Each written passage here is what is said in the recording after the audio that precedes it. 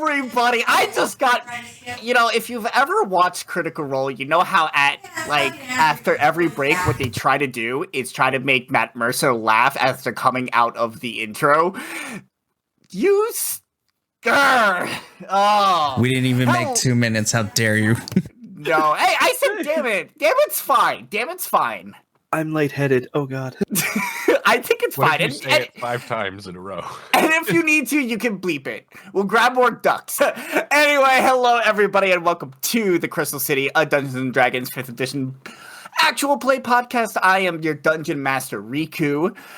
If you ever want to find me on social media where you can hear all of this stuff uncensored, come follow me as Pup Riku or Puppy Riku on any of the social medias. You can also find me here on the Vibe Tribe and a bunch of other games. I also DM The Academy, as well as play in Brave New Wilds, A Walk Among Gods, and Tavern Tales. I almost screwed that up. So make sure to come back and listen to the rest of ours. But today we are here with the Crystal City and the fantastic, and weirdness that will go on with it.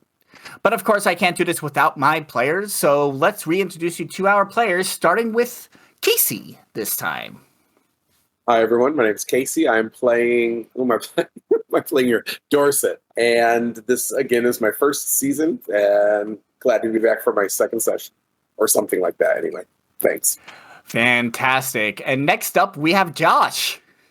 Hello, everyone. I am Josh H. I will be playing Kythera. You can find me on social media at The Questing Cast. Mostly just YouTube these days. Cool. And what character are you playing again? Kythera. Kythera. Yes, our Warforged Sorcerer. Next up, who is in the middle of a drink. I'll let him finish that drink. There we go. Next up is Kilt. Good evening, everyone. I, of course, am Kiltman42, the ever so chaotic one.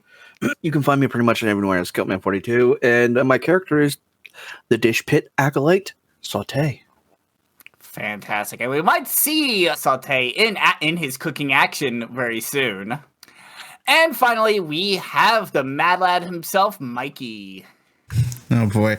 Hello everyone. This is Mikey, the proprietor and founder of Vibe Tribe Productions. You can follow me all over the social medias at Pop Culture Geek, or you can follow us collectively at Vibe Tribe Productions, where you're going to want to give us a follow to stay up to date on all the season 2 goodness, as well as to check out some of our season 1 stuff as well, because we got a lot of things going on and there's a little something for everybody, as we like to say. But I am happy to be in the player's seat tonight. This is going to be very interesting. And I, of course, am finally excited to bring Ambrose, the Eladrin Cleric, to the forefront of the story. I'm excited. I can't wait to use my Tempest Cleric stuff. It's going to be great. Yes.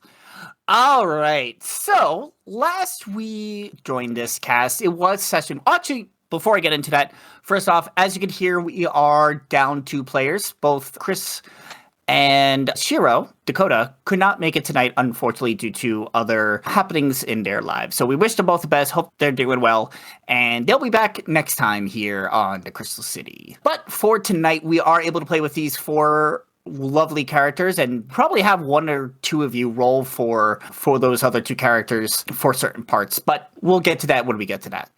Last time we met was session 1, where we met all of your characters working at the inn, and each of your individual responsibilities, including Sauté's work in the kitchen, as he was asked to devise a new dish for the restaurant, and was suggested to head up over to the Dinsing Market, a night market, where he may be able to find some really great ingredients for this new dish. He dragged along his adventuring party, where they did a little shopping, checked out some of the sites, and realized that there is a little bit of a shenaniganry going on in this market. Specifically a feud between 2 families, and what exactly is going on? Yeah, who knows. But to find out a little bit more information, our lovely adventure party needs to get a little bit more well-known. And the best way to do that is to participate in the market games. And that is where we pick up today. As the sun sets and the lights and the sights of the market come to life, you all stand in the center of this market, essentially, where you are surrounded by 3 pretty large tents. The first tent, you hear, from all 3 of them, you hear crowds, you hear people shouting, you hear the sounds of music, the sounds of objects being thrown about. I think in one of them, you actually even see almost like a fireball blast out of it. That fireball specifically came from one of the games, the Rune Family Pepper Challenge. One of the other games you hear it going on, you hear the sounds of swords and chopping, as you hear from the Battle Prawn Challenge. And the third tent is very quiet, very subtle. And then every once in a while will erupt into a roar of celebration or the sounds of awes of defeat. As you see, that one is the hide and seek challenge. Now, these challenges go on throughout the night, so you can visit them in any order, and whatnot, so you would just have to wait your turn, technically. But I'll ask it to you, which of the games would you like to participate in first? Are there any 4-man games right off the bat? So all of the games is 4 at minimum, so you all can participate in all of the games. Only one of the games is a maximum of 4 people, in which in this case we'll just have Steve and Ciel sit out for this. Yeah, which game do you want to check out first? Peppers. Peppers. Oh, either that or yes. Okay, peppers. Peppers, then prawns, and then y'all can play hide and seek, because Peppers it is, then. All right. So you head over to the Rune Family Pepper Challenge, and one of the assistants there is a human dressed in like a red and green uniform, and welcomes you to the tent and asks if you'd like to participate. Okay. Would all 4 of you like to participate? Oh, most definitely. I should say all Yes, 6 please. of you. Wonderful. If you come with me, we'll get you all set up. This round is just about to end, so you'll be up next. You are brought back to almost like a holding room, and where you are given a bib, essentially to wear during it, like any eating contest would. And the assistant goes ahead and outlines the rules. So, when you go up there, you'll be seated at a table that has a basket full of peppers, 2 large, or several, I should say, pitchers of milk with cups as well. Now, what you essentially have to do is this game is played in 3 rounds. Each round, you will pick a pepper randomly from the basket and eat it. As long as you can go all 3 rounds without grabbing a glass of milk or leaving the table, you win. And this is individual. You're not competing against each other. It's either individually, you all win, some of you might win, you all might lose, who knows? It's just how well can you stand the heat? Sound good? Yeah. Now, I will tell you, the only big rule is no violence, no magic. Aw, good? man. No, I'm just kidding. I don't Sound know good? magic. Yes. Sure. All right.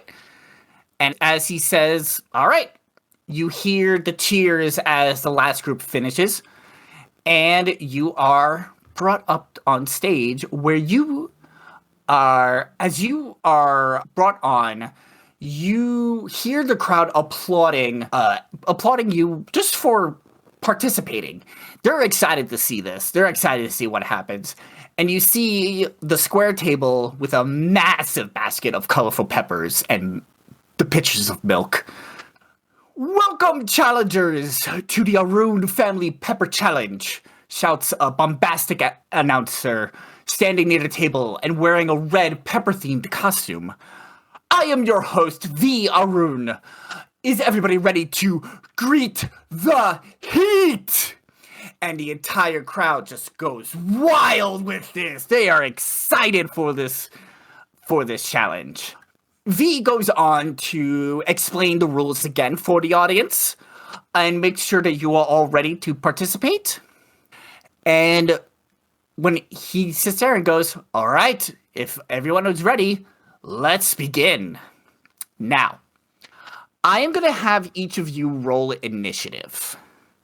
This will determine the order in which you will go in. And I got an 11. All right. Let me pull up my initiative counter. I got an 8. So let's see here. that is a dirty 20. All right. And I just need Dorset's. Sorry, I was actually pushing the initiative button and said there was no active battle, so I have to push a d20 instead. Sorry. Oh, sorry about that. Well, I think that was the wrong dice. Yeah, that was a d12. There we go. So that's 6 plus your... Let's see here.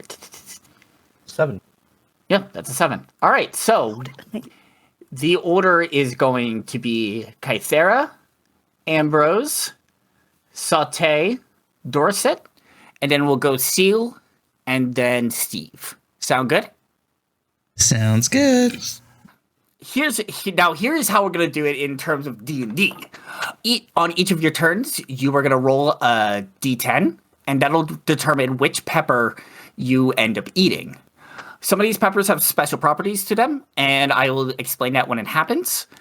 Either way, unless it's a pepper that specifically says you don't have to, you will then roll a Constitution saving throw. Depending on how well you do on that throw will determine what happens to you, whether you survive it or something happens. Oh, great. Sound good? Okay. I'm ready. All right, Kythera, go ahead and roll that D10. See, that's a 1. All right. You go ahead, you grab one. It's a red pepper, a little bit of an odd shape for a pepper. You go ahead and you pop it into your mouth and you bite into it. It's not a pepper. Strange experience. Yeah. But I wouldn't know. I've never had pepper before. But even with your Warforged knowledge, you know that this one isn't a pepper.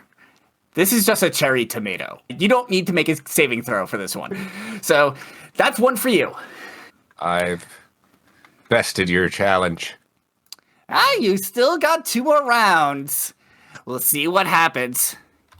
If all peppers are like that, this'll be easy. Oh, just you wait. All right. Next up was Ambrose. Go ahead and roll that D10. That's a 2. That's a 2. All right.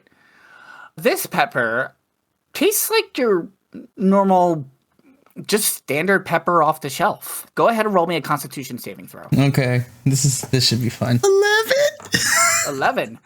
You're able to withstand the heat from the pepper perfectly fine. Thank goodness. So you have no other effects, and you're good on to the next round.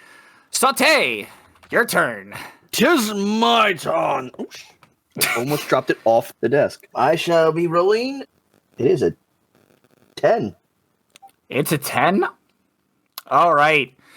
This pepper is black. Like deep black. You know what? I'm going to actually have you roll your Constitution saving throw first before I explain this pepper. It's a good sign. Sauté, we hardly knew ye. My flavor. He was killed by a very hot pepper. 11. 11. All right. You bite into this pepper, and the spice is intense.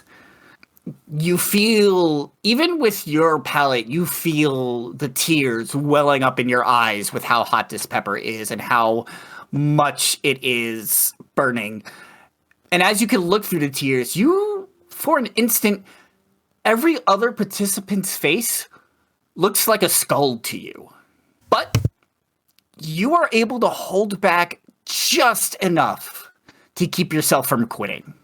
Because you did fail this roll, on your next saving throw, it will be with disadvantage. Ooh. Okay? By the saints, I take this Holy Communion once more. You don't look too good, Sauté. Shut it. All right. Next up, we have Dorset. An 8. Okay. This pepper is a bright orange. It almost has almost a sunsetty type coloration to it. It's also very flat. And as you bite into it, you feel as the heat is pretty strong. And you feel it almost like pulsing. It's coming and going, almost like waves. Perfect. I am going to need you to make 2 consecutive Constitution saving throws with this pepper. 14. All right. And a second one. Oh, 8. Okay. You're feeling this heat constantly just hitting you, and it just feels like it's just punching and punching with each piece of heat. You're able to withstand it enough, but you're pretty affected by it. So you will have disadvantage on the next saving throw. Thank you. I thought the Ratters would protect me, but not this time. Yep. All right. Who wants to roll for Ciel? Me. All right, go ahead. Roll a d10 for Ciel. Cool. Alrighty. And that is going to be a 5. A 5. He bites into the pepper. The pepper also looks very similar to the one that you had, Ambrose. Very plain, very common type pepper. Definitely could feel some of the heat from it. Go ahead and roll the Constitution saving throw. For him, for Ciel, it is a d20 plus 6. Of course he has. Of course. He's proficient in Constitution saving throws, so. Yeah. Yo, okay. I would like to apologize to Dakota for what's about to go down. That's going to be no, it might be okay. It's a 13. It's a 13. All right. I rolled that low. Yeah, he's able to withstand it just fine. He can definitely feel the heat, the acidity with it, being that he is a slime, but he's able to get through it just fine. No real issue. All right, who wants to roll for Steve? Fine. I'll be the bad guy then. All right. fine. All right, so let me roll a d10 real quick. It's going to be Another 5. Go ahead and roll his Constitution. His is d20 plus 4. all right, so plus 4. You got a natural 20. Oh, shit! Plus 4 for 24. Yeah, so he sees, he picks one up, again, very similar to Ambrose and Ciel's, and on both of your faces, he can see that you are feeling at least some of the heat. He's eating it, and he's just, the fuck are y'all looking bothered about? You sure this is a pepper? That's what I'm saying. And on that one, you hear a ring of a bell as everybody cheers as you passed the first round. V comes on the microphone, comes on the announcement and goes, "Let's give it up for round 1 for our contestants. They're doing a real good job. A couple of sting peppers seen, but let's see what they do this next round." As he goes ahead and takes the basket away and replaces it with a brand new basket. Kythera, go ahead and roll a d10. Where do you got? I am not worried. Let's roll a d10. That's a 1 again.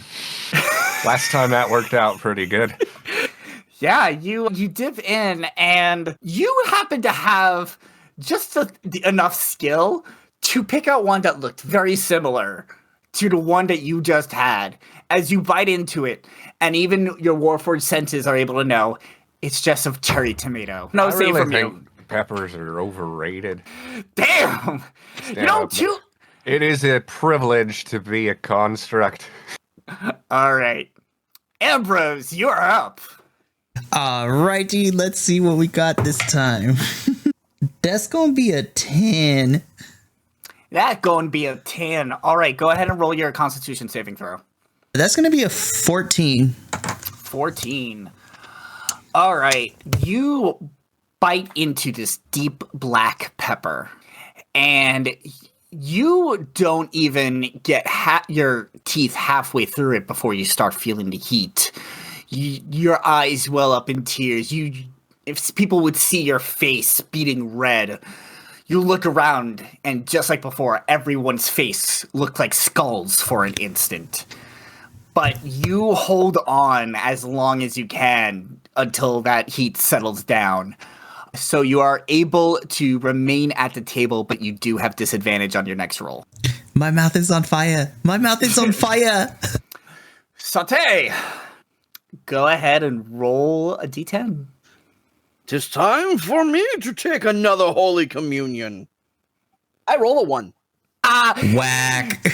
You bring your confidence back up and you grab pepper from the thing, and it's a perfectly round pepper as you bite into it, and it's a cherry tomato. So The saints are in my flavor.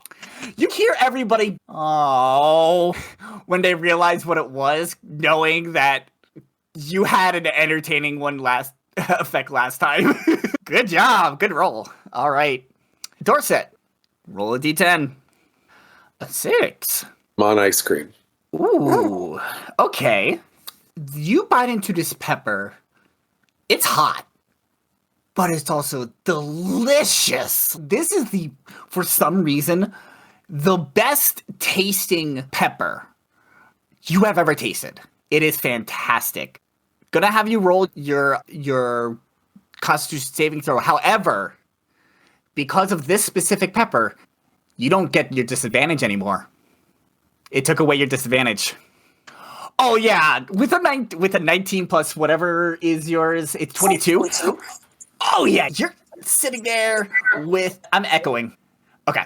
You're sitting there and you're biting into this pepper and you're just enjoying it like with all of your being. It's hot, but it's sweet. It's just the perfect taste you would ever have. So yeah, you get through this really well. You see the audience is giggling at your reactions as you're just sitting there enjoying it as you're a water genasi, right? Yeah, you're like waving back and forth and like spouts of water like popping off of you as you wave past and forth. All right, who wants to roll for Ciel? Yeah, Mikey. Let's do Go ahead this. and roll the d10. Alrighty, here we go. So the D10 is going to be 4. A 4. All right. It looks like he's picking up a pretty standard pepper. Normal amount of heat, normal type of look. Go ahead and roll Constitution. Again, it's a +6. Dirty 20, 14 plus 6. Dirty 20. Yeah, he's just chomping it down. You see the bits of pepper going through them, going through him. You see a little bit of heat radiating from them, but nothing really too spectacular. I think a lot of people are watching Ciel eat these peppers, and it's just almost like a pepper lava lamp as it goes. Oh my through, god. The heat radiates from the senses inside him. All right, who is rolling for Steve? Let's keep this gravy train rolling. Yep. All right. That is going to be a 6. A 6. All right. He goes in and he goes ahead and bites into the pepper. He seems shocked by the flavor, and it's almost like this psychic connection between him and Dorset, as they realize they both had very similar peppers with the sweetness, with the tastiness of the pepper. Go ahead and roll the Constitution saving throw. His is a +4. 9 plus 4 for 13. All right. Dorset, as you're watching Steve take this pepper, you can see that he's feeling more of the heat than the sweetness than that you did. But he's sitting there, he's smiling, he's enjoying it just fine. So he passes that just fine as the crowd erupts into another applause round 2. V looks at everybody as, "Ooh, this mighty bunch did a little bit better this time. Let's see if their luck holds up with our final round." As he takes the basket away and replaces it with one brand new basket. He's switching them out just to make sure that if you figured out where all the peppers are in that last basket, you won't figure them out in this one. All right. Kythera, your final pepper. This should be easy. 8. 8. All right. You go ahead and you pop this flat, sunsetty type pepper into your mouth. As a Warforged, you don't really have taste buds, but you can feel the metal kind of heating in your mouth, like a little bit more than you are normally used to. I will need you to make 2 consecutive Constitution saving throws. It's a dirty 20. All right. An 18. All right. Yeah, you're tasting Kythera this. is the pepper god. Yeah, you're able to take this pepper down even with the waves of heat. It almost reminds you of the forage as you're feeling that pulsing heat in your mouth. Yeah, you pass through it just fine. And as you finish the pepper, everyone gives you a huge round of applause for being for winning the challenge. Ambrose, you are up. Go ahead and roll a d10. 9. 9. All right. Before I tell you what this one does, go ahead and roll your saving throw. Constitution saving throw. At disadvantage. At disadvantage, yeah. What the hell? That was a natural 20. Okay. Okay, that's not terrible. That's going to be a total of 18. 18. All right. Dang it.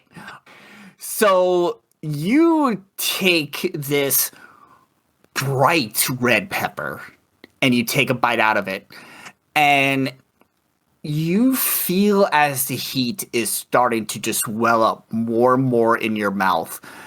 You feel yourself almost give a burp, and you are able to hold yourself from letting it out.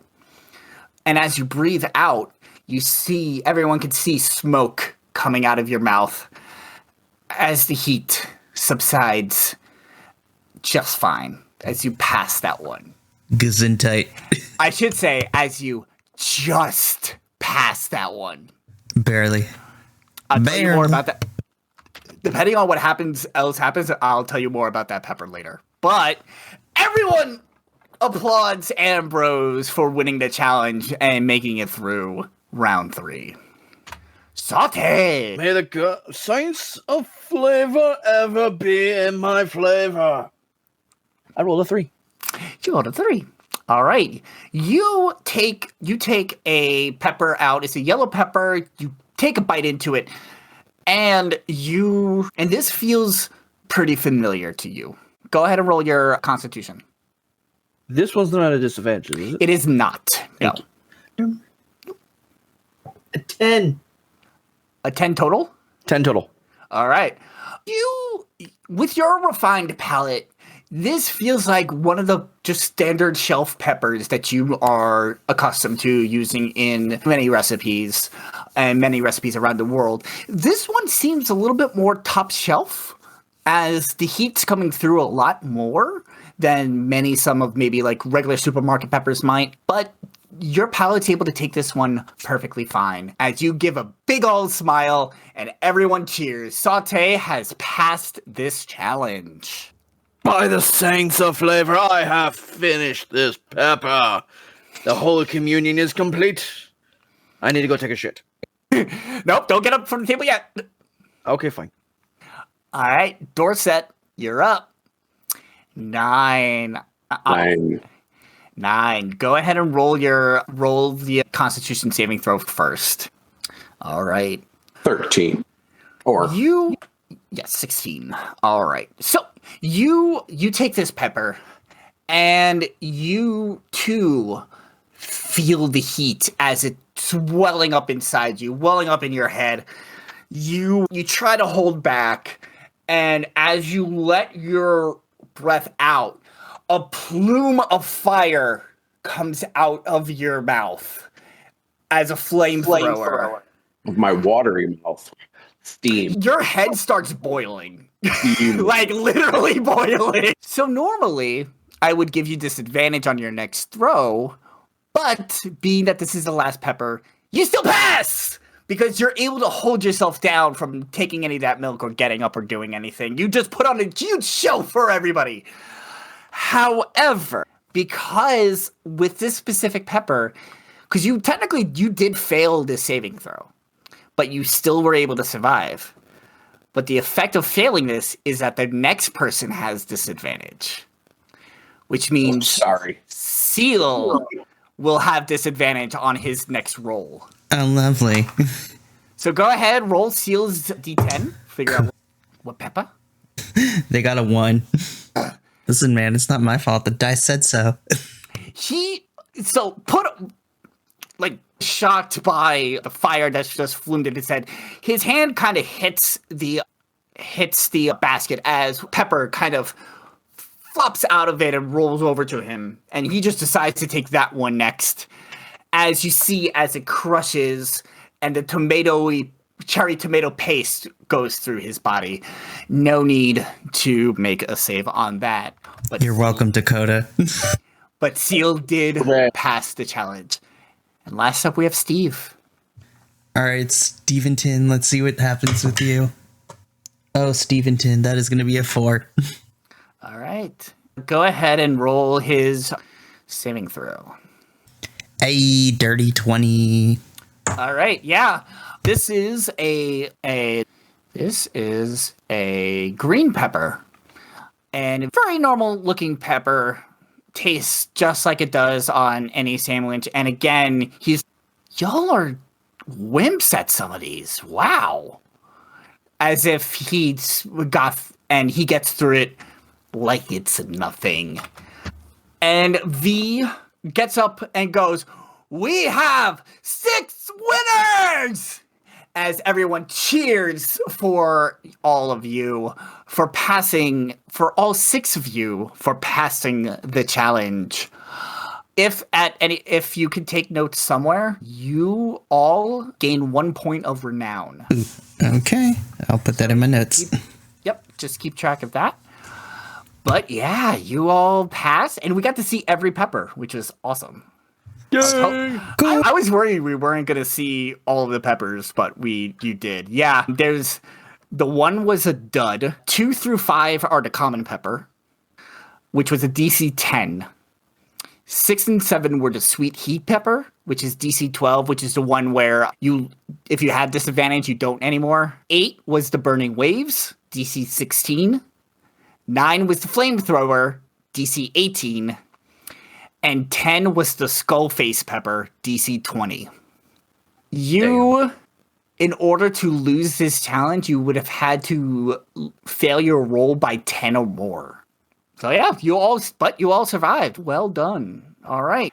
So V gets you all up. He takes you to the back area. He hands you all a coupon. You each get, it's like, I'm going to say like a 50 gold coupon for their shop for winning. And he goes, "Well done to all of you. You did a fantastic job. And for some folks who are a bit unfamiliar to us, it's good to have visitors participate in all of these." Thank you, V. I will see you at your shop soon. I need more ingredients. Oh, we can't wait to be able to serve you. It was a very interesting experience. How do you get the peppers out of you?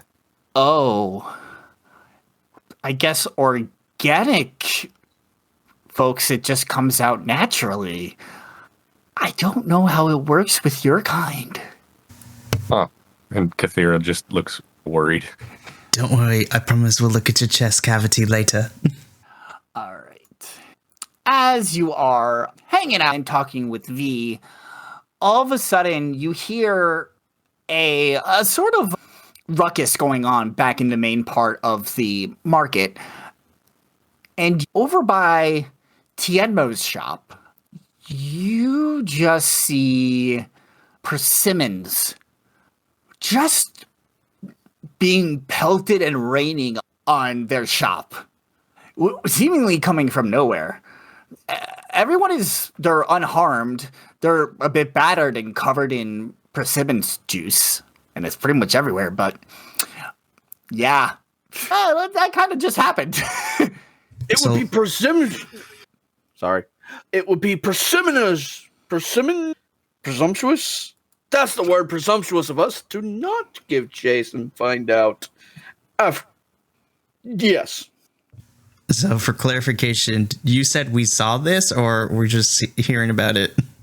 You hear a bit of ruckus, and I'm going to assume at some point you go ahead and see what it's all about. And you just see persimmons flying in at that booth, seemingly from nowhere. That was going to be my question. Do we see what's being thrown at? Do we see who is throwing these persimmons at them? You do not. Oh, great. We're dealing with invisible creatures. That should be a hoot. Where is your accent from? I just decided it now. We're changing our accents. Warforged friend, do you do that? There was an echo. Warforged friend, do you do that? I can. Most of the time I talk like this. Most intriguing. By the way, as a side note, I may or may not be switching accents because I'm not very good at holding on to one for long. It might go between different ones. Okay. I will So- always bring that up. After it all dies down, Tianmo is covered in persimmon juice. She goes off to go get changed and wash off. You see there's juice everywhere. What do you do? Or do you go back to the games? We must get to the very pit of this issue. Just No- pat. No one's Just pit pat. of the issue. It's just pat Sauté. It's just that'll do, pig. That'll do. Have hits? Is that a thing? The fruit, they probably do. I think so. Science teacher mode activate. Let me look this up. Y'all continue. All right. I'm getting fact checked by one of my friends. Almost said players. I'm like, wait, I'm not DMing. Is it still going on? No, it's died down at this point. It's pretty much persimmons have stopped. There's just juice dripping everywhere. Tianmo went off back to go get changed and clean off. Anybody around? There's other vendors. V also joined y'all to see what the commotion was about. I'll ask one of the vendors. Will be like, "Has that happened often?" One of them speaks up and says, "Oh yeah, these disturbances cause quite a commotion. They happen all the time. It's quite annoying, to be honest. Raining of invisible persimmons. Yeah, it's not the first time. That's curious. Yeah, between Tianmo's booth and Zongud's booth, whatever is going on between the two of them, it's starting to frustrate a bunch of us. So you figure that it's just We really haven't seen anyone who has specifically done it, but they've had such a rivalry they might be doing to each other. I don't know. This does have a seed of mystery to it. there you go. You hear V, who's run up there with y'all, give a chuckle behind y'all. You need to come back a lot more often. I think you'd give some great entertainment around here. I will be back often. Hopefully, Chef requests me to go on a grand quest for more ingredients, for more food. Maybe I'll join you on. Maybe I'll see you on any of your quests. After all, I'm not going to be around here too much more often. I'm actually moving soon. That is quite unfortunate to hear, letter friend. I hope that your move is safe. I do too. I'm getting married. Congratulations. Thank you. Yeah, we're heading out and going to live with my wife-to-be. So I'm gonna miss this place a lot, but... Then, my friend, if you need my holiness experience, I will be as most pleased to flavor your wedding. Oh, most definitely. I'll make sure to find a way for you to contact us. But I must be going now. Gotta see if there's another group down at the challenge. May your Holy Communion be blessed by the saints, and have a great evening. You too. Enjoy the rest of the show. Yes. May you have Say that again, sorry? You cut off. may you have flavorful. Yeah, you're cutting off a bunch. Sorry. All right. Shall we head back to the games? To the games. Back to the Let's games. go. All right. I want to go beat a prawn. Y'all want to go beat up prawns? Then let's go beat up prawns. They beat up all the prawns. All right. Just want to make sure you can see the map. Can you see the map? I can see the map. All right. So you head up to this large tent, and what in front of you, with the two bleachers on either side, you also see two giant walks over flames, two tables for preparation and with piles of beans on it, and you see a very large tank of water with some shadowy figures moving about in it. As you get to there, advertisements for Sid Squid's Trusty Leak, who sponsors Battle Prawns, the shrimpening. Seriously. I love it. I love it. I'm not even kidding. I'm not even kidding. That's what it says. So, Sid's shrimp cakes were voted the best dish during a festival competition last year.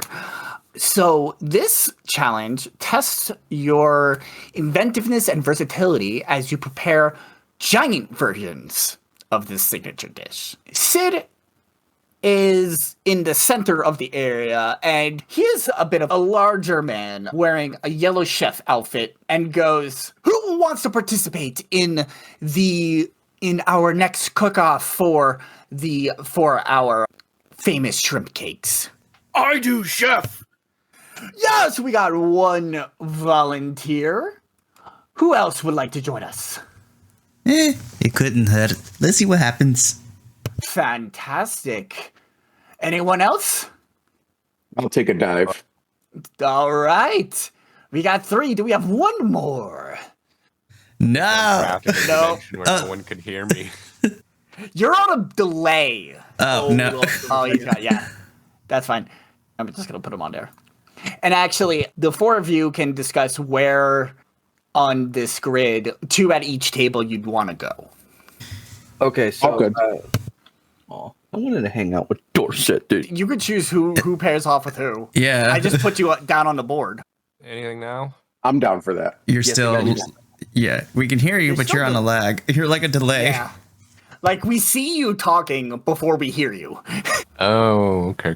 I'm not really used to troubleshooting on Discord, so I'm not sure. Best way I would suggest is shut down Discord completely. If you could do the Control Shift Escape, kill the process, and then restart Discord, that usually solves 90% of problems.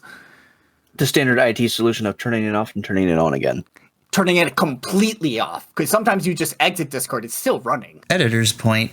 Chris, I'm just going to let you know right now that Yeah. because I'm recording via my laptop, Yeah. I can't see Forge, and I don't have any other devices powerful enough to use all the applications. So we're just going to go theater of mind. So I'm going to be as generic as possible. You can be on bean duty. Cool. You'll be on bean duty. That'll be the best. That'll be best. I have claimed the bean duty. All right. Wait, what does it mean to be on bean duty? You get to smash. Giggity? And pass? How's this looking? Ooh. Say again? How's this looking? Still lagging. Video lag. Okay. So we have Ambrose is on bean duty. So essentially, while we're waiting, 2 of you are going to be on bean duty. 2 of you are going to be on prawn duty. Ooh. I would like to be on prawn duty myself. Yes. Water is where I need to be right now. Okay. So we'll move you closer to the front. I'll definitely be on prawn. You'll be on prawn duty? All right. So we'll put you on the other side. We're going to put you with Ambrose right now. Oh, we're going to put you... What?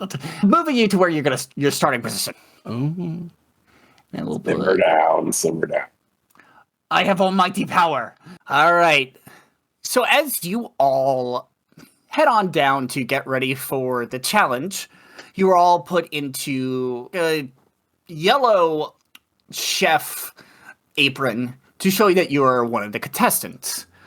You gather around the table there to the south, and one of the assistants comes over to explain how the challenge works.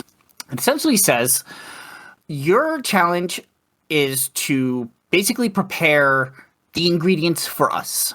You see here on the table, there is a bunch of green beans.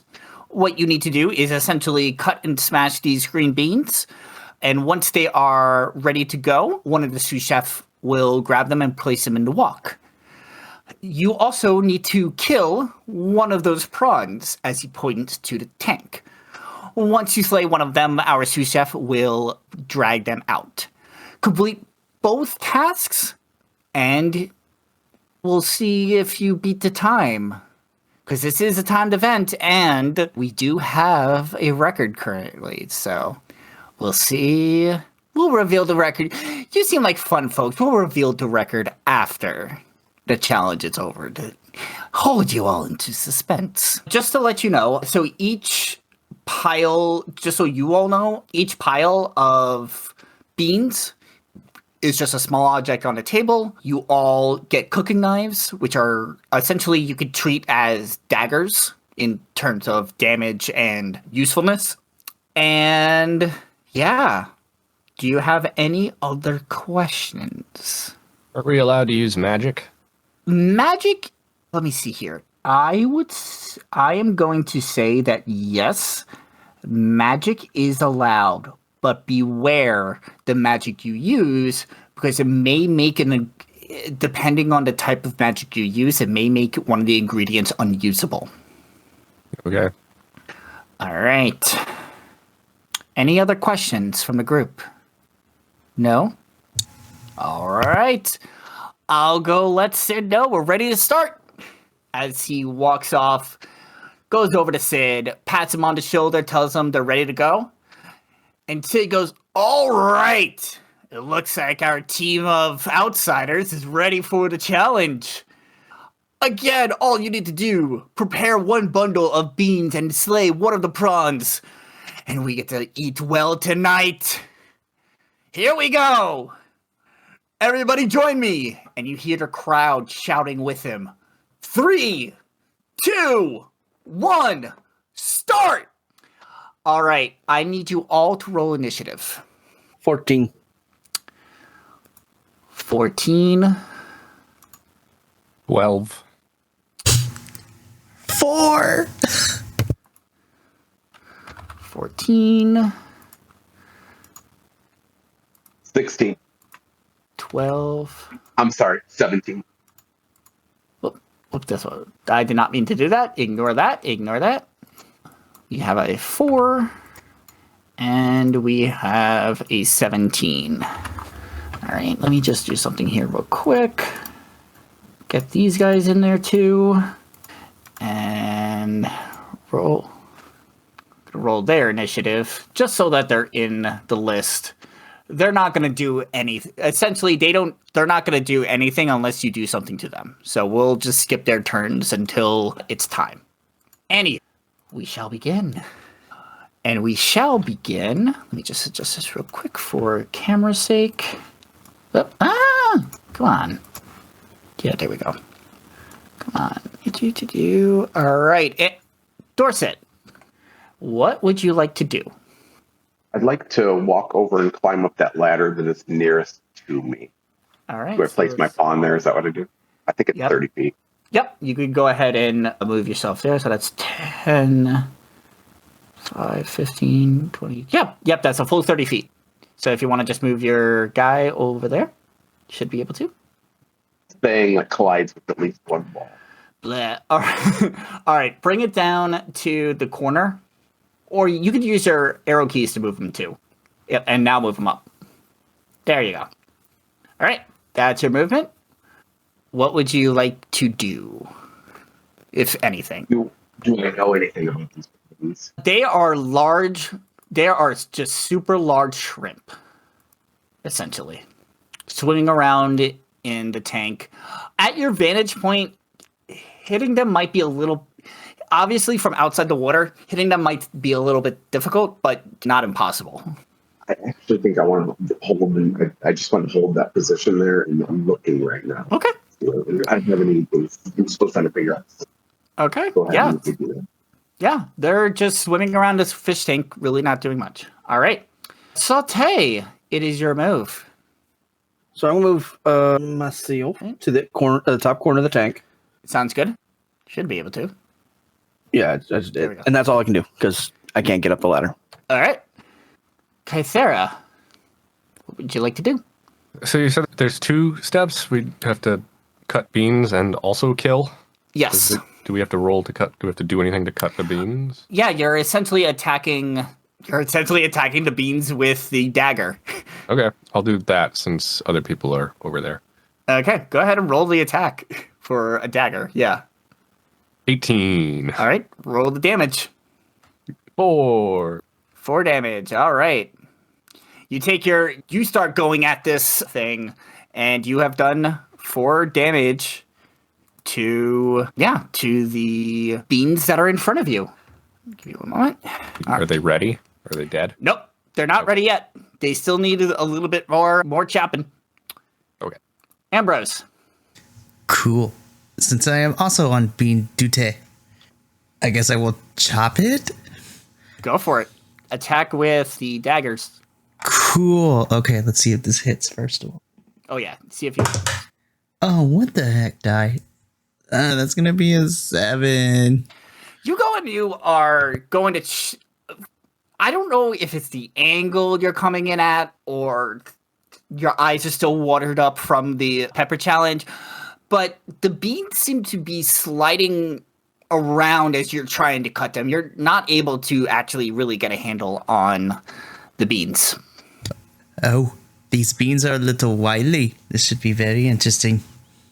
All right. Dorset, you're up. I take it I can see through the water pretty quick.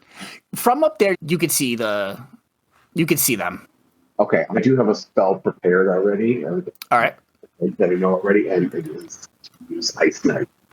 You can use Ice Knife. All right. Yeah. Ice Knife is... Let me see here. I just need to look it up real quick. Ice Knife. You create a shard of fling it. Go ahead and make the ranged spell attack. Okay, you're going to hit the attack button. Oof. You go ahead, you take that Ice Knife. Basically, the Ice Knife forms in your hand, and you go to fling it down, and it just whizzes past them.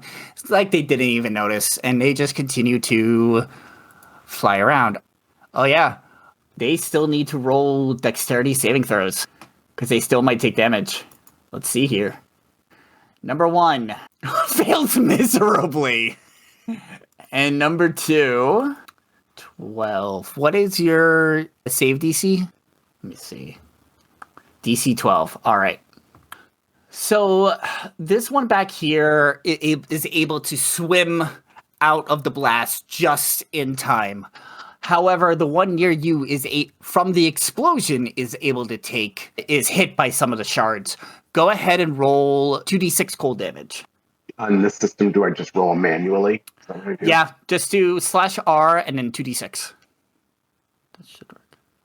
And 11. It did 11 points of cold damage to it. As you see that prawn begin to writhe in a bit of pain and is a little bit angry now. Sauté, you're up. Hold on. 1, 5, 25 feet, and then I'm attacking that one. This first one right here next to me. All right, go ahead. With the Slicer of Life. All right, go ahead and roll your attack. 9. 9. You go and you take your slicer and you go to swipe at it, but getting your weapon through the water proves a little bit more difficult than you expected, and you end up missing it. Kythera, you're up. I will attack the beans. Attack the beans! Natural 20. Oh my gosh! Go ahead and do critical damage to the beans. To a pile of beans. Wow, that is a sentence that I never thought I would say. 6. 6 damage to the beans. You are just taking this thing and just going. You are on fire with this chef's knife. All right, before we get to Ambrose, though, that prawn is now very upset with getting hit by Dorset, and it's gonna try and jump out and ram you. So let's see how this goes. Oh, you're able to essentially, as it's coming at you, you just push it right back into the water. Like, you're just like, nope! as it completely misses you. That one doesn't care. That one doesn't care.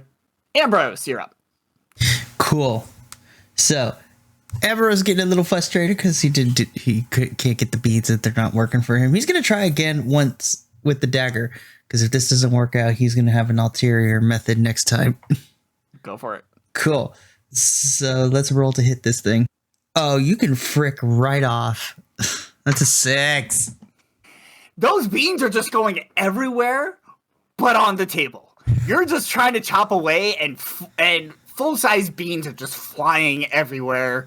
Essentially flying out of your section, out of the little pile you made, and into Kythera's pile that they're just chopping away at. So at least they're getting chopped up, just not by you. Oh, you little bastards are going to get it next turn. All right, Dorset, you're up. Okay, quick clarification question. Do I know or do I see across from me that... Yeah, you can see him. Oh, you're muted. I can't hear you. Was he doing a melee fight? Yes. Melee attack? Okay. I think I'm just going to go ahead and try. I'm going to use my magic to get up there. All right. But this time, I'd like to aim for the one across by him. Oh, the one right by him. Okay. Yeah. All right. Go ahead and roll the attack. 17. That'll hit. Let me roll their saving throws. That one does pass the saving. It only needs to be this one, actually, I think. Yeah, it passed. They both pass the saving throw, so they don't take the cold damage. But you do end up doing 1d10 damage to the one right in front of Sauté. So go ahead and roll the 1d10 damage. Damage. Sauté, you see as Dorset takes another ice knife and flies it right at the prawn that you tried to hit, as you see a explosion of ice below you as well from the ice knife. You can see that the prawn in front of you is getting a little riled up now. That was chilling! And it's your turn. I shall stab at it again with the slicer of life. Stab it! And actually stab it this time. Here's open. Nope. I rolled a 4, so that's an 8. You go ahead and you take your slicer, you go to stab it, and again, the water just, for some reason, just moves your slicer right out of the way of it. Kythera, you're up. Are the beans dead? The beans are not dead yet. What? Okay, I'll attack the beans. Attack the beans! That is a 9. How armored are these beans? You are continuing to slice the beans, but now your arm is just getting tired. You put a lot of effort into that last blast of energy, but now you're slipping around a little bit more than you did before, and you don't hit any beans. I don't eat a lot of food, but who eats beans and prawns? All right, this prawn is going to try to attack Dorset again. It'll hit you. So you take 2 damage. As this thing, you have your foot right on the edge as you're, throwing it, and it comes up and just stubs your toe as it tries to slam into you. The 2 in the center are still unfazed. Ambrose, your turn. Okay, so hear me out.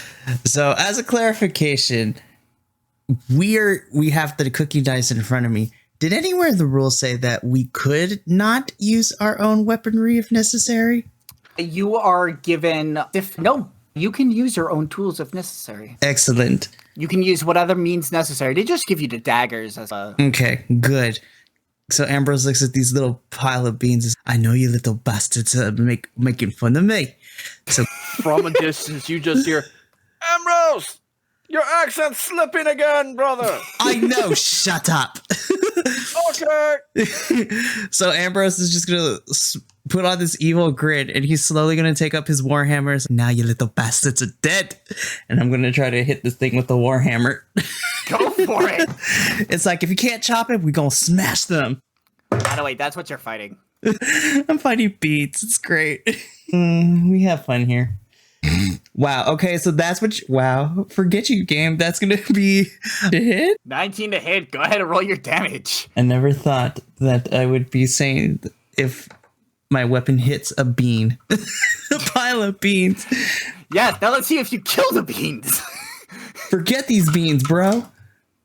All right, there you are. Let's take a look. That is going to be 7 points of bludgeoning damage, 8 minus 1. All right. You're just fuck this. You take your warhammer and you just slam it down, and all the beans are crushed and done. You all watch as the two sous chefs that are by the wok run up to that table, grab all the beans, and bring them back to the wok. The bean part of this challenge is done. Now you just need a prawn. Now who's laughing now, you little bastards? All right. The seahorse that's in front of you, Sauté, is pretty pissed off because it was just hit with an ice knife that it didn't see. First thing it sees is you. So it's going to try to do like a diving ram at you. And you're able to just scooch out of the way as it tries to ram you. Dorset, you're up. Okay, I have no more ranged weapons to me, so I'm going to attack the one right next to me there with my javelin. All right, go ahead and roll the attack. It's an Aquaman who? 12. These are a bit of slippery, fellas. So as you're trying to take your javelin and try to stab down at it, it is just diving and dodging out of the way of your javelin. So unfortunately did not hit it. It is my turn to attempt to stab at you, sea creature. Go for it. I'm going to stab at the sea creature. Stab the sea creature. Maybe I should just roll on the digital. What did you roll? A 4. What the heck? I rolled another 4, which You're makes just- an 8.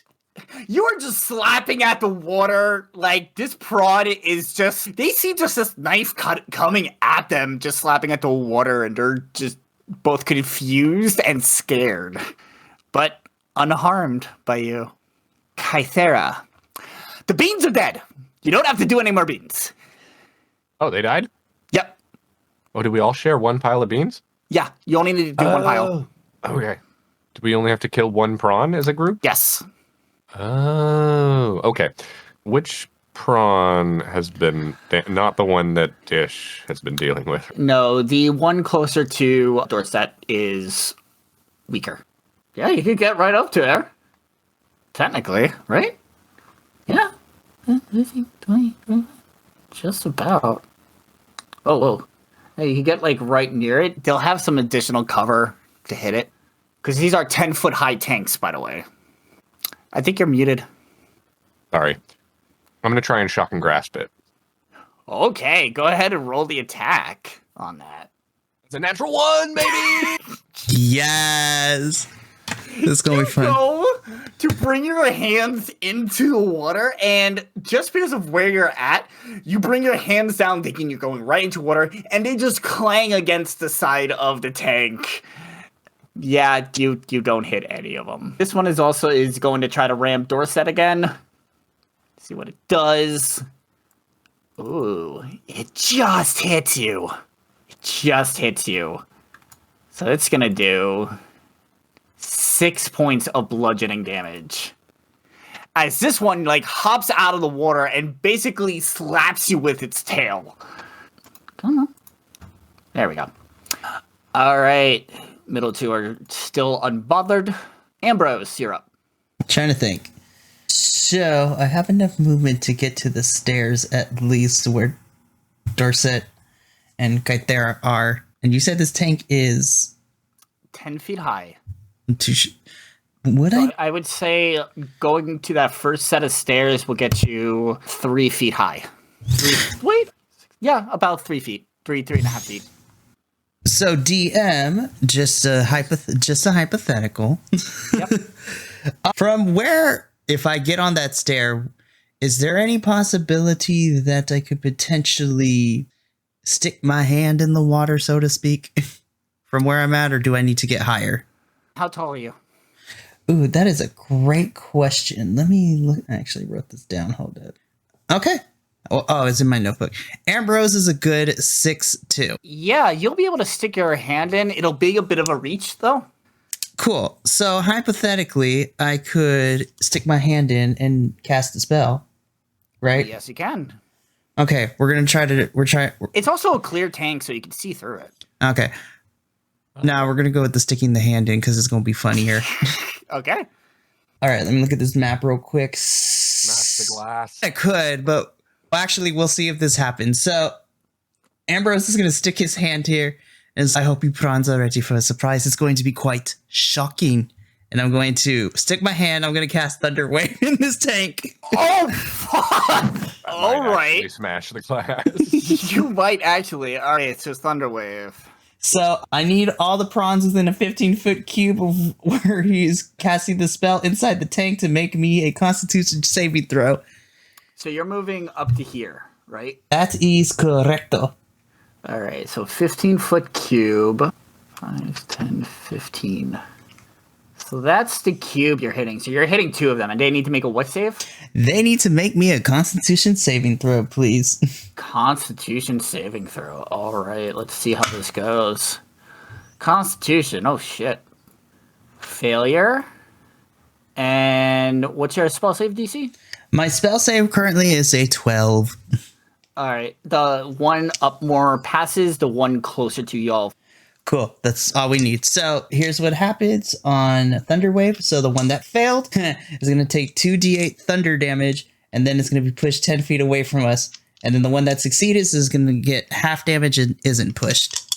All right, go for it. Please look good. That's not good. My dice literally decided to jump itself out of the tray. Okay, so let me re-roll this one then. Okay, twice. Okay, that's good. That's going to be 14 points of thunder damage, which for the one that saved is half to 7.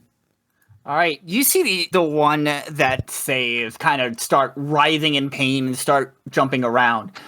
The one that was closer to you gets blasted back by it up here, but now it's beginning to float to the top. Somebody grab it. Somebody grab it. Yes, and as it floats to the top, you all hear whistles starting to blow and waving off as 2 of the sous chef bring out hooks and start hooking it up, and it goes, and it's over! The team has completed the preparation, and now we get to feast. And let's see if they completed the challenge in enough time. The record for this challenge was 36 seconds. You completed it in 24. Yes, let's go, baby. Congratulations. You are now the record holders of the Battle Prawn Challenge. We are not surprised. Ambrose cries a little bit. This is the happiest moment of my life. The 4 of you, and only the 4 of you, get to add 1 more renown. But that is that for the Prawn Challenge. And as you are hanging out there, Sid comes over to you and begins chatting with you, tells you how a marvelous job you all did, looks at you, Sauté, you gotta get a little better with that water fighting, my friend, if you really want to take these things down. Yes, chef. Good man. All right, who wants to eat? My. And as you are all walking back to the walks as you're watching these delicious shrimp cakes get made, all of a sudden, you start smelling smoke. You take a look, and there seems to be a fire coming from one of the stalls in the market. Oh, that's not very good. That's not very good at all. Fire. There's a fire. Call the fire brigade. As you all head over there, Sid follows you as well. And that the fire has actually died down. It was actually at Ungun's family seafood stall. Its right leg has also collapsed because of the fire, so now that stall is cricket. It looks like the Cold War has become hot. All right. So you're standing there, the fire is Not out. Mikey with that. The fire is out. I'm very easy to make laugh, let's be real. Happy. So the fire is out. You still see the black char. You can still smell the smoke from the fire that was there. Sid's there with you, followed you over there. Again, I'm going to ask, do you want to do anything or talk to anybody? Did anybody see anything? Anything suspicious? Anybody over here? A younger woman speaks up and essentially just shouts out, "They're haunted, I swear!" Both those booths, Tienmo's and Zungoon's, they're both haunted. I remember I saw someone walking by and tripped with nothing in their way. I swear there is some kind of evil magic happening around these booths. Evil magic. Interesting. You see a few people, like, a couple of vendors look at her like she's a bit cuckoo. But they're like, but she's right. We did see somebody, like... It feels great. I get to help people and learn while I do it. Google, shut up! I would like to play D&D. They do also act as witnesses to the fact that somebody tripped over, and there has been a couple people who have tripped over what seemingly is nothing. Interesting. Obviously, there's some magic at foot here. Is there anybody in town who is knowledgeable about who might have the access to invisibility? Folks look around. No, not really anyone saying anything. They don't really know anyone who has those kind of items or spells or anything like that. So these attacks have gone back and forth between the two, right? The last one, so we can presume that the next one will occur at the Noodle Hut, right? The first one was at the Noodle Hut. The Tienmo noodles. That's where the persimmon flinging happened. And then they went to the seafood one. Yep. So if there's an escalation, I would think it'd be the noodle one. Probably, yeah. Maybe. It went from persimmons to fire. So it's... Yeah. So the only clue we got out of that was that some people were tripping on something they couldn't see. That is correct.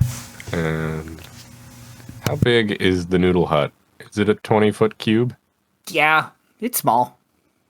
Or I would say it's more like 10 cube. I would like to go back there and ritual cast alarm in front of it. And I don't remember the name of the NPC who runs the Noodle Hut. But that would be... Lamai, I have a reason to believe that your hut will be retaliated against soon. So I advise you that we cordon off your hut. But I am a skilled investigator, and if anyone should attempt to get near your hut, I'll know it. Obviously, we don't want just random people. I'm going to rope off the area if that's all right with you. Oh, by all means, anything you can do to help. That's my best idea, because I don't have detect magic or anything. So 2 things. So Mikey, out of character real quick. So Mikey Ambrose has detect magic if need be. Okay. Also, this is going to sound like a really stupid question. So how do I word this to make it not? Ask the Try stupid me. question. So Mikey has an idea in his head and is playing investigator in his mind, but I don't know if that's considered metagaming because Mikey came up with this theory, not Ambrose. Would Ambrose come to that theory at some point, given the clues that have been around? Do you think? If I'm being honest, I think it's a fair shot, but yeah. Then play it like that. Okay. So thinking upon it, Ambrose just taps the group a little bit. Something's not that thing up. Is it your accent? Yes. It's different again. I don't know what's going to happen. You know what? I may just make him French all of a sudden to make it easier. Okay. You know what? That's what we're going to do for this whole campaign. It's going to be a different accents every single time. So that's just You shtick. think that's hilarious now, but now we hold you to that. I know. You're going to be so annoyed. What could I say? It's going to be fun because for me, it's going to be like, your accent. I know. Now I am in Your French. accent's been the same for too long. It's like, I know. Now I am French. All right, Jock. Let's get to whipping. Oh, jeez. What's your idea? So, what we know so far is that these two food stalls are going back at it, right? Correct. Now, call me crazy, but it seems a little too obvious that they would be going back and forth like this. Granted, they were arguing not too long ago, but I don't know if they would set fire to their own places. I also have a feeling that we're looking for a third party. And so I'm following that trail. So technically, and this is looking at Mikey's notes here quick when Chris gave us the description of where we're at, unless there was something else, there are currently 3 food places. There's the seafood, there's the noodles, and then we have the Spicy Brothers. If 2 of those families are fighting with each other, wouldn't it, and they keep going back and forth of what we've seen so far, how come the Spicy Brothers place hasn't been hit yet? They're the ones who stand to gain the most. Exactly. Very, very clever. Perhaps you should be an investigator. You may be the cleverest of us all. There's only 2 problems with this theory. 1, I don't have any concrete evidence. And number 2, there's also the problem if it's both or just one. I don't... Both of the brothers or just one of the brother? I see. But the more We go important... over there and talk to them. I mean, we can. But on the other hand... I mean, it was already hard enough for the people in the market to open up to us because we are outsiders. So I think... Gained a little renown. And A little Beginning bit. to open up now. I have a way of making friends. All right. I will leave it up to you all. We could either go and see what the brothers are up to, or we can finish this last challenge and then go to them. I'm up for whatever. I think that if we allowed any more violence to occur, and it turned out to be these Spicy Brothers, that we'd feel a little bad about it, wouldn't we? You do have a fair point there, my friend. All right, then. To the Spicy Brothers, then. All right. You get to the Spicy Brothers, and Kasim isn't there, but V is there gathering more peppers for more rounds of the Peppers Challenge. Okay, before I arrived, I cast Friends on myself. Oh, okay. Go for it. Already done. Cool. Lasts a minute. So right before we arrived. Kasim? Have we? I don't know if we've met this person yet. Have we? Kasim you've met. Kasim you met after the 2 ladies finished quarreling. He came off. He told you not to do the games. He said that he thinks they're like stupid barbaric traditions. V, the one who is there, Kasim's not there right now. V is there. V was the host of the Pepper Challenge, and he's currently there collecting more peppers for the challenge, as they might have more participants later. Ah! What brings you all here? I'm sorry, I'm not prepared to really sell anything, as we're still working on the challenge, but, where did Kasim go? He wanders off sometimes. But Curious. Where did Kasim go? I don't know. He tends to wander off from time to time. Does Kasim wander off during times when odd things happen in the market? Not really. He's usually here most of the time during the day. As it gets closer to night, we usually switch off. He's probably just taking a break. Although, Oh, I've gotten super glue on my hand. so that's what the friend spell does to you. Oh, good. Oh, no. Oh, no. It makes you really close and stick together. He does say there was a time that he went off for an extended period of time, but that was because he was actually angry at me that I'm getting married. Who are you getting married to? Oh, Prince Vala. She's just, it's quite a journey to go see her. The thing And is... a princess. Yes. How did that happen? Beats me. But it does mean I have to leave the family business. And Kasim doesn't seem to like that. Is there any reason that would keep you here? Nothing more than love. Turn to the other folks. Does Kasim This might be a bit forward, but I feel like we're friends. Just spell it out. Yes. Does Kasim have any sort of ill will toward the noodle people or the seafood people? Oh, no, not at all.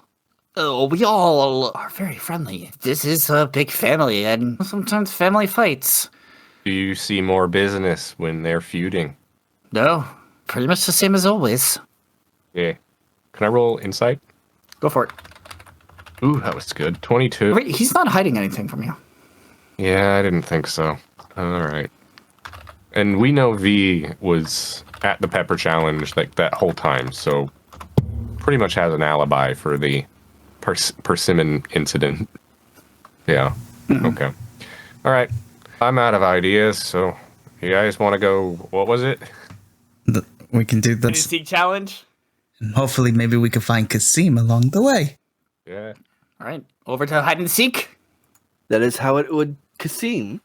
Wow. Get out. The door is right there. The door is right there. Literally. My mouse is hovering over the kick button. Don't do it. It's not worth it, Chris. It's not worth it. No, it's not worth it. All If right. I was ever to commit a crime, it should be right now. I have no finger pads. Oh, no. This is what I get for fiddling with stuff on my desk. All right, so you make your way over to the hide and seek challenge sponsored by Madame Culp. She likes Did you say to Culp? Culp. C-U-P? K-U-L-P. It's a suspicious name. She creates luxurious fashions from silk spun by cutthroat caterpillars. And in the tent, just to know, this is the only event that doesn't have an audience, by the way. As you enter the tent, seated at the middle of this pretty sizable empty tent is a wizened gnome at work amid tangles of colorful yarn. Several fuzzy, kitten-sized blue caterpillars drowse on her, nestled in her clothing and hair. The gnome peers up and says, welcome. I am Madame Culp. Are you here to play hide and seek with my gentle friends? Certainly. Good. Who are your gentle friends? She shows off the caterpillars that are crawling about her. Like, they're really cute, fuzzy, kitten-sized caterpillars. I'll show you a picture here in a bit. Good. All right. Here is the challenge.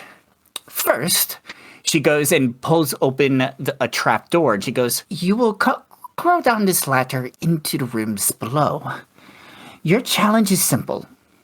Bring back 4 caterpillars in 1 minute.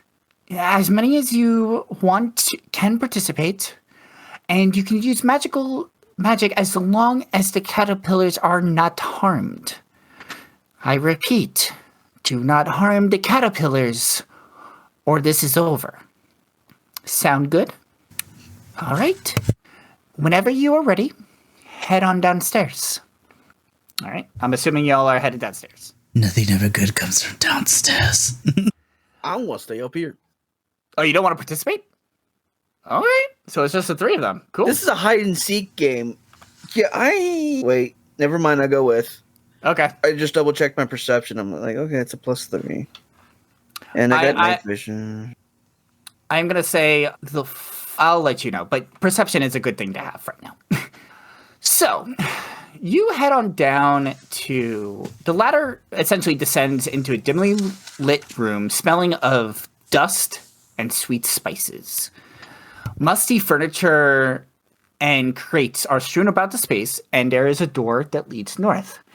On the table next to you is also a very dimly lighting lantern that you can carry on with you.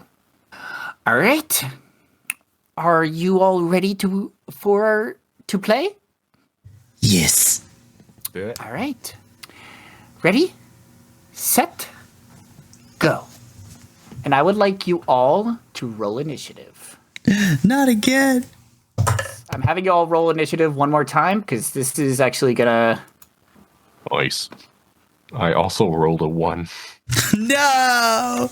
I got a 13. So I forgot that the thing I have on here does certain effects depending on what you. So it just gave me the wah trumpet sound on We that heard it. one. Wow. Rude. I really can't wait to hear that. All right, Sauté, you got a 2. You got a 2. Good thing that this is just for order. Kythera. 4. Whoop. Ignore that.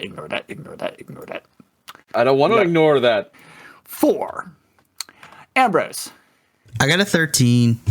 13. And Dorset. I had a natural 1 too. You got So a natural 2. 1. Oh my gosh. So I'm gonna put you at 1 because that was a natural 1. Mine was All right. also a natural 1, but I have a +3, so. Yeah, so you're still higher. Okay. So that means Ambrose, you are up first. I don't want to go first. Okay. All right. So I can see the map. You see the little part of the map that you have access to. Yeah, I do. So I see a little corner of a light. Is that a door on the left-hand side towards the top of this little section? Yes. This right here is a door. The door. Okay. So cautiously, because it's a little bit somewhat dark. You can see. You can still see fine in here. Okay. So Ambrose is gonna go up to that door and he's gonna open it to enter the room, the next room. All right. 1, 2, 3, 4, 5. 1, 2, 3, 4, 5, and I'll put you one more in 6. Cool. There you are. All right. Kythera, you're up. Amazing. I'll turn around, grab this lantern, All right. You're yourself having the lantern. and move forward into the room. Do a little spinny thing there. I don't know why. You learned how to do the spinny. Here we go. 1, 2, 3, 4, 5. Here. So you have the lantern right now, right? I think so, yeah. Okay, give me one moment. Effects. I should be emitting light. So it's supposed to be equipped. Inventory, lantern. Tails, it is equipped. And then effects. Lantern. Alright. You should have light now. Not I do really. not. Alright, let me fix this then. Light. You are shedding 30 feet of dim light from your body. There you There go. it goes. There we go. Alright. You're in this room. And you know what? I forgot to ask you after moving, Ambrose, was there anything you wanted to do as you entered this room? I think Ambrose would just look around to see if he can find something. All right. Go ahead and roll investigation or perception. And you can do the same if you're looking around this room. Oh, I forgot I have dark vision. Let's go. Just in case, you never know. It's lit up now. Okay. So perception or investigation, you said? Yep. I'm at 11. All right. Let's go with perception because that's better. All right, dice, be nice to me. Hey, let's go. That's a natural 20 plus a 4 for 24. It's all downhill from here. Very nice. Very nice. Neither of you spot anything. Sauté, you are up. Sauté is going to move into the room. Okay, sachet away. Yes. You must lip sync there. for your right. life. And actually, he's going to move up one more. Wait, hold Okay. on. Yeah, one more to the door and open this door right here. All right. Door is open. And he's going to, from what he can see, he's just going to do a quick look around and do a perception. Okay. Go ahead and roll your perception. Please do it. Please work. Please work. Please get more than a 4. Please get more than a 4. Hold on. Is that a 6 or a 9? Nice. Either a 6 or a 9. I'm not sure which. Hold on. It's a 9. So for your perception total, or That'd be a 11. Be a 12. 12? From where you're at, you really can't spot anything. Okay. That's it. I can only do 30 feet of movement anyway, so. Dorset. Remember, diagonal is 5 feet, so. Pythagoras has some words. I know, but these are the rules of this goddamn game we play. Is it possible for me to do a nature check to see how much I know about the habitat of these caterpillars if they like to hide in certain places? You know what? Sure, go for it. Yo, that's it. You do know these kind of caterpillars and like cozy, warm areas. Areas that have, but they really could, yeah, no, it's mostly cozy and warm areas that they will gravitate to. Just So, to let you, yeah. Oh, go ahead. I was just going to say I was going to tell everyone really quickly.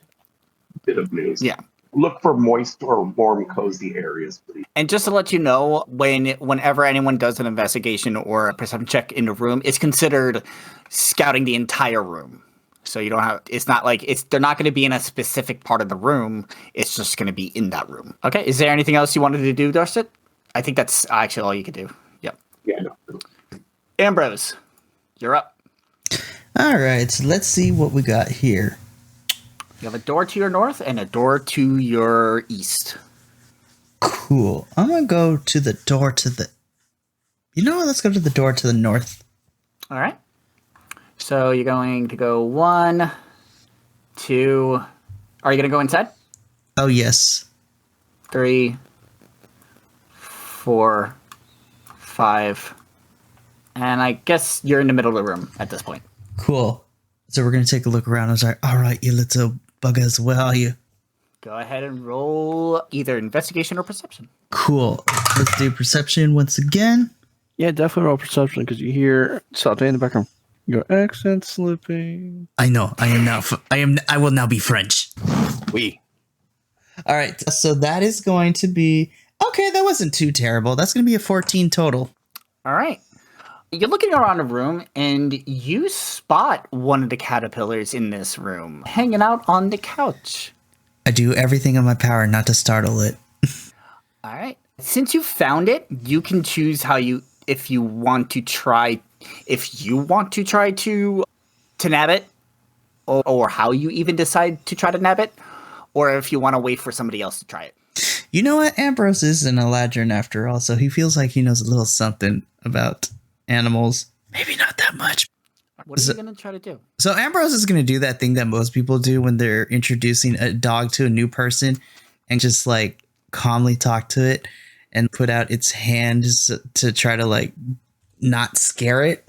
Go ahead and roll an animal handling check for me. Now, there's no need to be afraid. I promise I don't bite. Here we go. Animal. Okay, let's go. That's going to be a 16 total. You watch as this caterpillar spots you and starts slinking its way up to you, reaching your hand and climbing into it. You have found 1 out of 4 caterpillars. Takes a finger and gently begins to rub it. It's like, there now. You're safe.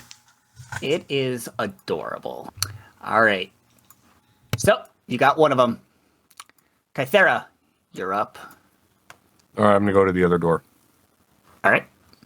and look around in here. All right, go ahead and roll your investigation check. Or perception, either work. 16. 16. You are looking around, and over on the rug, over on the side, you spot a caterpillar. Can I move? I've run out of movement, I think. You can't move, but if you, just like how you saw Ambrose do it, you might be able to convince it to just come to you. Or do you want to wait to get closer? Come here, little invertebrate. A little boneless sack of squish. Come here. Go ahead and roll animal handling. Oh my gosh. That's not going to be good. Oh no. Well, see. No, it's an 11. Okay.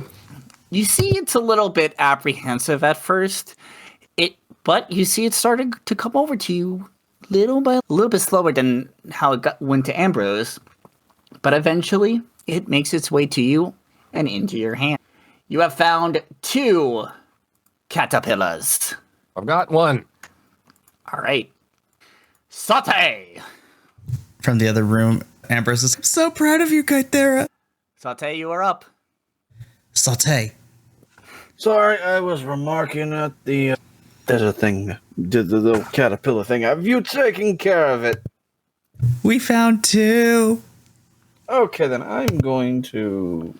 Let's see, I'm going to... 1, 2... I'm going to go up to this door over here. All right. Go ahead and move over there for me. If it'll let you.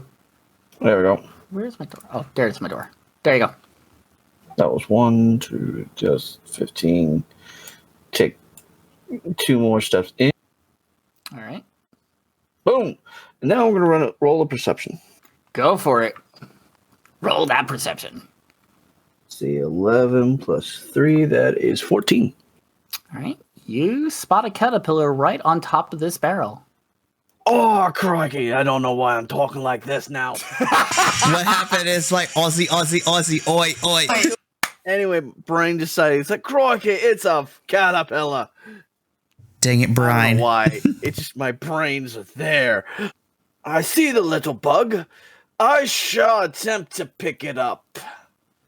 Okay. And gently, of course, you know, I gotta be nice. But I'll wait until I can. Actually, I think I can only take one step forward anyway, so I'll have to do it on my next turn. All right. Sounds good. Dorset. I think I've heard that he caught the last one of the 4, correct? No, we only caught we did- two, they only caught 2 of the 4. Oh, I thought someone had 2 of them. Okay, I'm moving over to here. I guess it doesn't hurt to do another perception check in case something else. Yeah, you can feel free to perception check again. You never know if any of them have moved. The other it was perception or investigation. Yes. Yeah. You don't spot any. Okay. All right. Ambrose. All right. So I'm currently in this room. Is there a door to the north of me? Yep, there's a not to the absolute north. There's like the But like north. in that general direction. Yep. Cool. I'm gonna make my way towards that door while petting the little caterpillar along the way. 2, 3, 4, 5, 6. There's another door right here. Cool. I'm gonna go. Seeing Sauté be involved with this little caterpillar, you know what? I'm gonna let him handle it. So yeah, just heading towards the door. All right, cool. That is your movement. Since you only get 30 feet, right? Yep. I'm not a monk. Kythera, you're up. It just got very bright in that room. You are muted. Push to talk. I forgot. All right, so that's 30 feet, and then I'll dash. Right, I'm in a new room, Yes, you are. but I don't think I can do anything because I dashed. So Not this turn. go ahead. Sauté. Sauté! Did someone grab my caterpillar? No. We're Okay, gonna let why? we're gonna let you do that. It's right here. Ah. Oh, there's a door there. I didn't move the thing up and high enough to see. That's fine. I will do my animal handling check. If you're gonna try to grab it, I'm gonna have you do a sleight of hand. Or if you want to, you have a choice. You can either try to grab it and do a sleight of hand, or you can get close to it to do the animal handling. I'm doing the animal handling. Okay. thing. Not- Sure. Come here, child. No, that's other people. Not the caterpillar. I know. All right, it's go for the supposed to be animal there. handling. And I also get a +1 by animal handling. I don't get anything. I have no dex. Well, my dex bonus is 0. All right, not a 4, not a 4, not a 5. Son of a bitch. What'd you roll? Burn that dice. Put it in jail. Lock it away. Like I never will again. put this dice in jail, but I will never burn this. First off, this is unsponsored, but this was from Smoking Glue Guns. It is the Marriott carpet dice that she makes, and I got the first set, so I'm keeping it. It's literally the smoking gun for you right now. Put it in jail. It is my Smoking Glue Gun. I'm gonna use my middle one. It's in timeout now. What did you roll? Told you a 4 + 1 is 5. Well, I don't know if it's because you talked so loudly or what you did, but this caterpillar is terrified of you and jumps off the barrel and starts crawling away into the darkness. Then someone else can do that. Dorset, you're up. I don't think there's anything I can do. I'm behind I'm on the tail end of these fuckers. I can barely see in the room. Oh, yeah, true. You don't have Yeah. night vision, do you? I don't have and I only have a sliver of a view, so I don't see much. Yeah, I'm gonna say, no, I'm not gonna. I'm gonna say, unless, you're not gonna be able to see anything, unfortunately.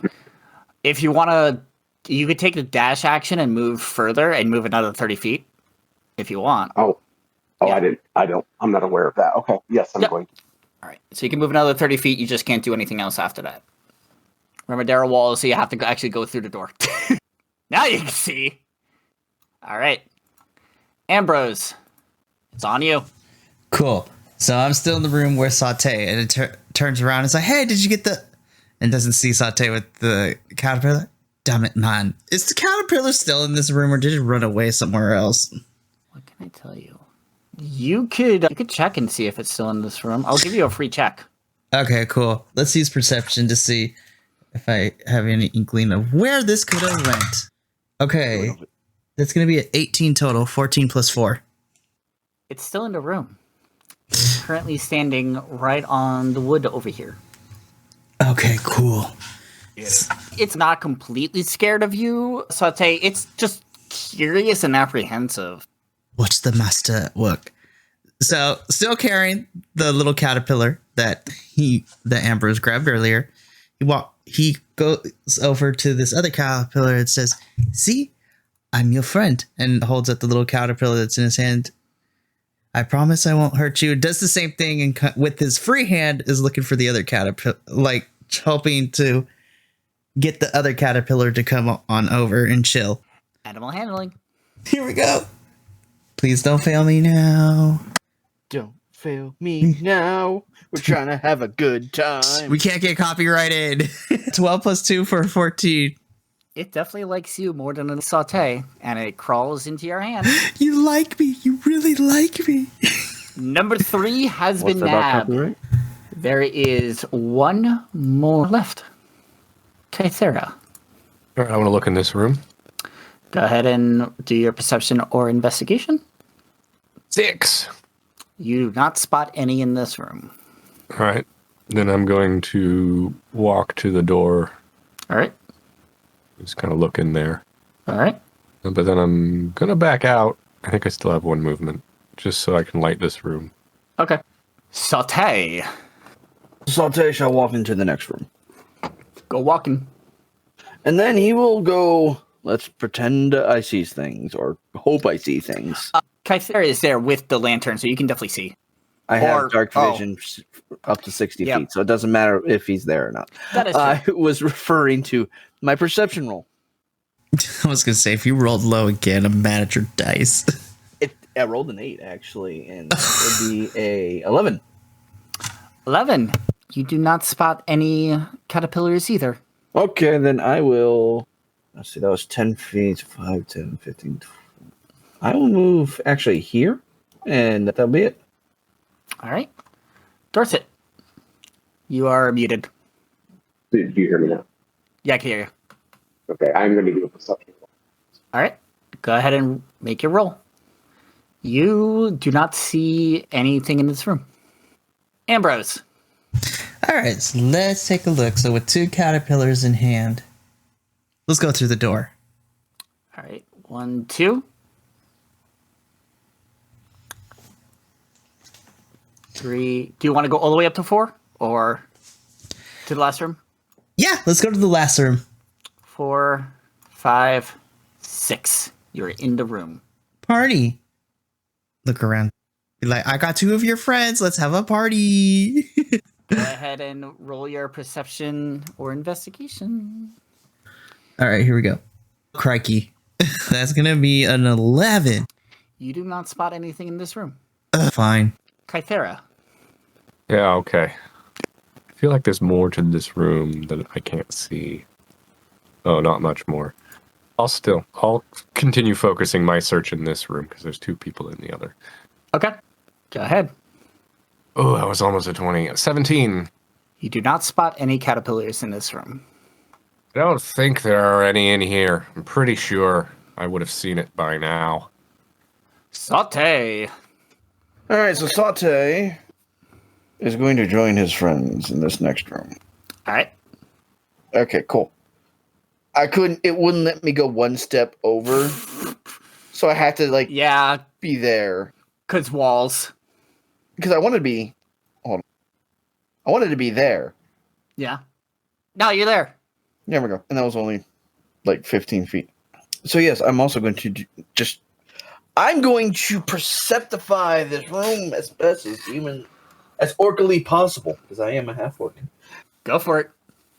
Boom! Nat 20. So it would be a 23. Dorset and Ambrose looking around the room, seeing if there's anything. You simply look to your right, and on the edge of the seat, you find one of them. All right, lads. I'll try this again. Be very quiet this time. Are you hunting wabbits? I will throw my axe at you. Or is it duck season? Shut its accent, boy. Do not scare this one away. Hello, little fuzzy friend. Please come here. And I'm going to roll another animal handling, if I'm allowed. Yes, you are. Don't mess this up. I rolled a 12, so it's a 13. 13. This one likes you a lot more and crawls right up into your hand. You have found the fourth caterpillar and are in possession of it. The game isn't over until you all return back to the original room with all the caterpillars. So, Dorset, you're up. Now becomes a race. You have 30 seconds to get back to the entrance. Double time it. That's the beauty of the dash action. I think I could run through the door now, can I? With leaving it there. Let's see. 10, 20, 30. Well, if you're using a dash, then you can go another 30 feet. Yeah, okay, then I'm going to do... Yeah, it's essentially a double move, and you just give up your action to move again. And Dorset just zoom out of there. For the person with the 1 on initiative, he just zooms out of there. Literally has zoomies. Yeah. All right. Ambrose! Cool. Realizing that we should probably get these little buggers back. I'm going to move 30 feet, and then I'm going to dash to move an additional 30 feet as I'm trying to hook it over to the back where we started. 5, 10, 15. It's like, 25, 30. Which door do you want to go through? West, one to the south. Let's go to the one to the west? West, all right. 5, 15, 25, 30. There you go. I'm almost there, I promise. Kythera, Yeah. Okay. I will dash out of here as well. go. Okay. It's my turn. All right. Sauté. Sauté will peacefully walk back, because he does not want to disturb his new little fuzzy buddy. Yeah, we got Go 30 ahead. seconds. And he closes the door on himself. What are you doing in there? I was trying to actually drag it, and for some reason it went over. Wow, you closed the door. Good job. And what's cool is I can actually just follow you all. All right, that's as far as I can go. You're not taking double move? No, I said I'm not dashing because I'm not going to try to wake my little buddy. I'm being safe with the thing. I don't want to trip and fall and hurt myself. And Dorset, you're up. I don't give a shit how fast I go. You're not holding anything. And that's the move. And then I will also dash again. I Yep. can do that. You can dash, so it's 30 feet and another 30. Yeah. Dash away. All right. Dorset has made it to the room. All right. Ambrose. Cool. So, I guess go south. 10, 20, 30. Keep going south. And you are in the room. I'm going to move Dorset down. I made it back to the room. Kythera. I will dash again. Kythera has made it back to the room. Move you over. Sauté. Sauté shall again move 30. So 1, 2, 3. God damn it. I understand, but we're just like, oh, okay. Me and Kythera, our 3 little caterpillars, are like having a party now. All right, there we go. That's as far as I'm going. right. I'm trying to be very cautious with this thing. I scared one. I'm not dropping or hurting another. All right.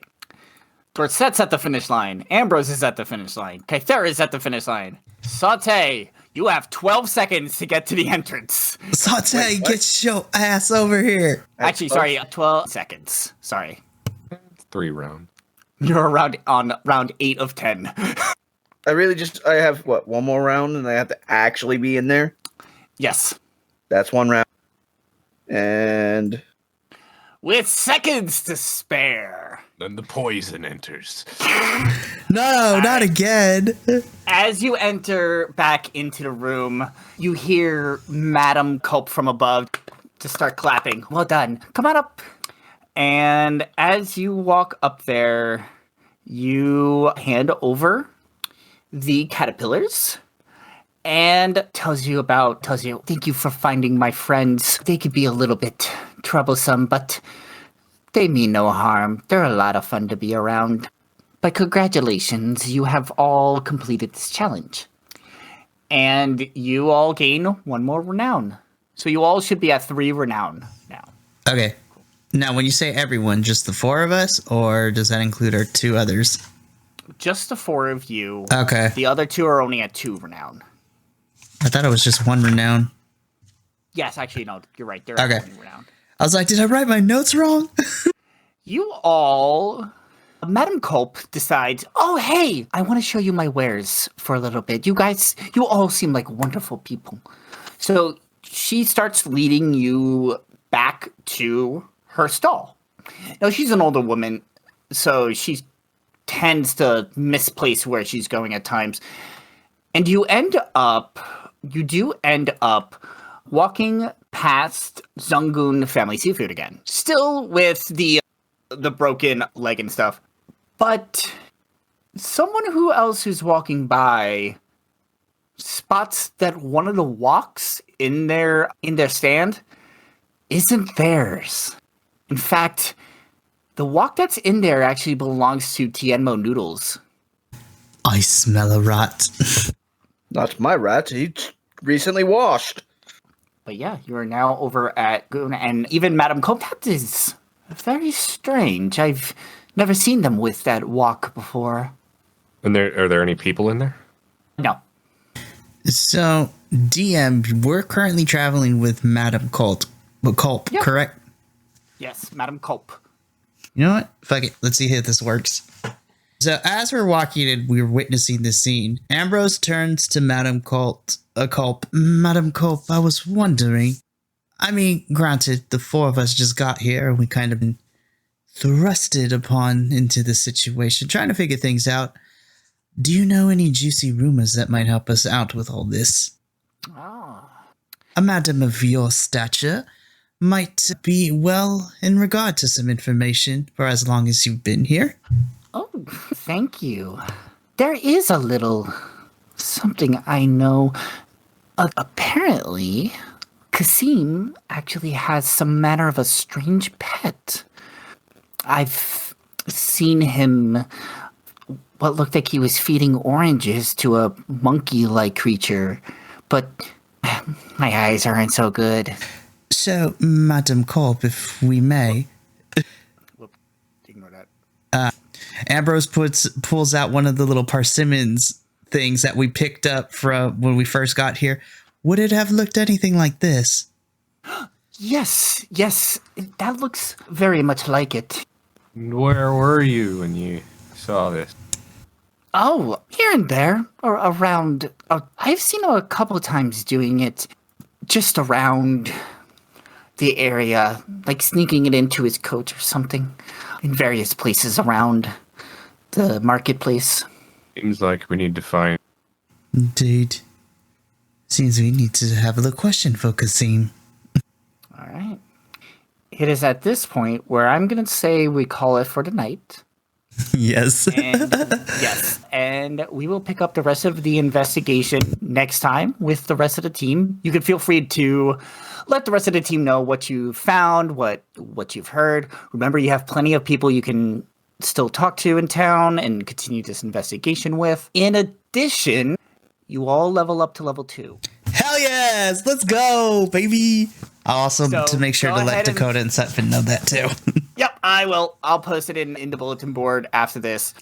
But yes, you all level up to level 2, so feel free to level up your characters before next session, and I'll pull them into Foundry. But as for everybody else, thank you so much for watching and listening to this amazing adventure. When we come back next time, we get down to the bottom of this. But until then, I'm Riku, reminding you, let the good times roll. Catch you all next time. Bye-bye. Bye! Thank you for tuning into another Vibe Tribe production. We really are glad you're here. We're gonna have to come back next time to see how the adventure unfolds. But until then, take care of yourself, remember to love yourself, and make sure that whatever you do, you keep those good times rolling. We'll catch you next time.